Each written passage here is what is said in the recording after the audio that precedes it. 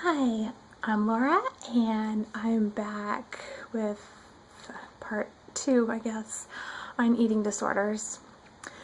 So, at the end of the last video, I really couldn't go on, so kind of sat here and cried for a few minutes and stopped shaking, and by the time I got up and went into the bathroom to clean up my face, I had mascara running all down my chin, or my cheek, down under my chin and everything. Looked really great. I should have taken a picture and used that as my my cover picture for the videos. And why I made myself a cup of tea to try to keep me calm. Okay, a couple things that I want to talk about really quick, I guess, are some of the things that happen with your body when you have an eating disorder, or things to look out for. All the years that I had an eating disorder, I did a really good job of hiding it. I really did. But one time I went to a new dentist, and he asked me if I drank a lot of soda, and I said no. And he said, "You have an eating disorder." Or no, he said you're bulimic. And I said, "How did you know?" And normally, if somebody would have said that, I would have denied it.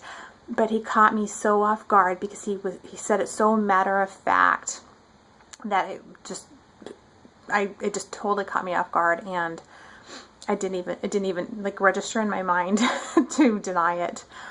But when I asked him how he knew, he told me because I was missing a lot of the enamel on my teeth.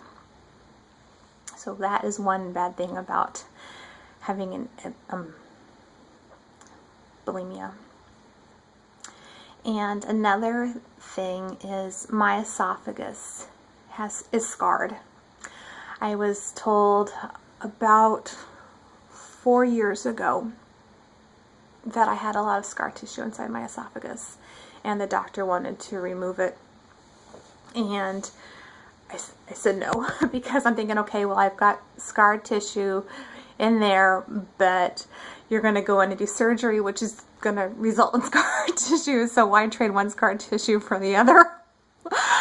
That's my reasoning, probably just because the thought of surgery scares the snot out of me. But another thing was back when my eating disorder, my bulimia, was very active. If I would cough, not just like, but if I would, if I coughed like a couple of times, or if I had a cold or whatever, and I coughed a lot, I would have like blood splatter, because my esophagus was so damaged.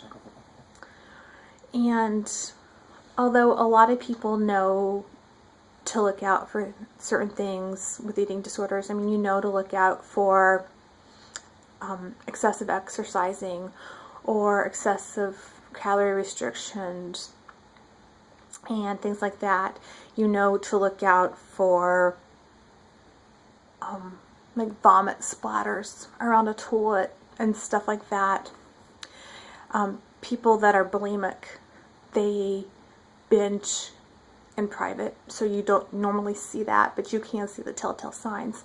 A couple of other things to look out for are if someone goes to the bathroom after a meal or after eating anything. It doesn't have to be a meal, it could just be something that they consider a binge food.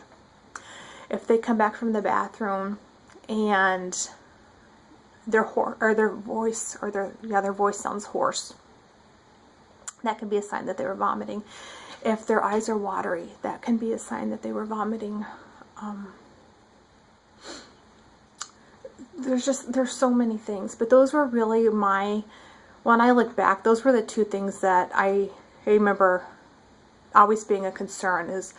My voice would always be kind of gravelly or hoarse, and my eyes would be really watery. But I got to a point where I would eat something and my gag reflex would just kick in. gag reflex. Did I say reflex? My gag reflex would kick in. And especially if it was something that I considered like a bad food.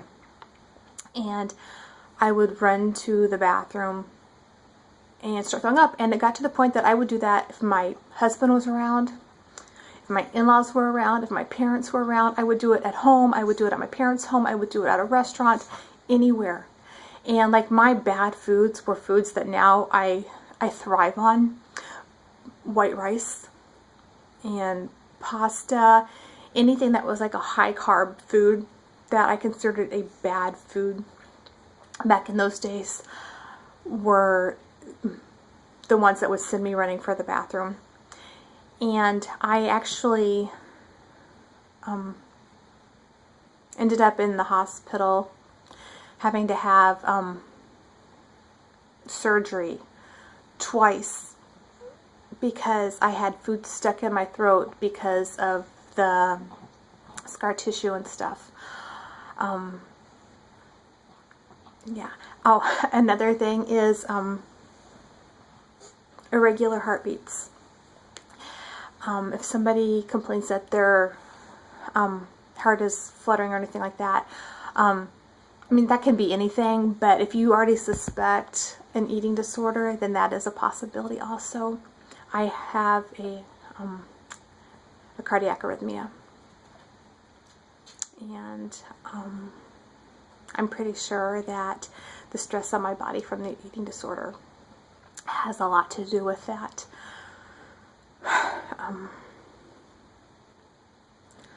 Okay, so now things have changed a lot. I'm a lot better. I will always see myself as being a bulimic because to me it's like alcoholism. It's something that you never fully recover from. It's something that was a part of that past is a part of your current makeup. And with food, it's not like with alcohol where you can just leave it. You have to have food. And I had a few setbacks over the years, and they were usually just when really stressful things were going on in my life. But now the things that I considered like bad foods are no longer my bad food list. Now I am a very high carb, low fat, raw vegan. I thrive on it. I really do. I never thought that I would willingly put a lot of carbs, like 80 or 90% of my calories from carbs into my body if I weren't on a binge. But I do, and I thrive. I really, really thrive on being a mostly raw vegan. And the reason I say mostly raw is because if I want to go out to dinner with my husband and have rice at a restaurant, I'm going to go out to dinner with my husband and have rice at a restaurant.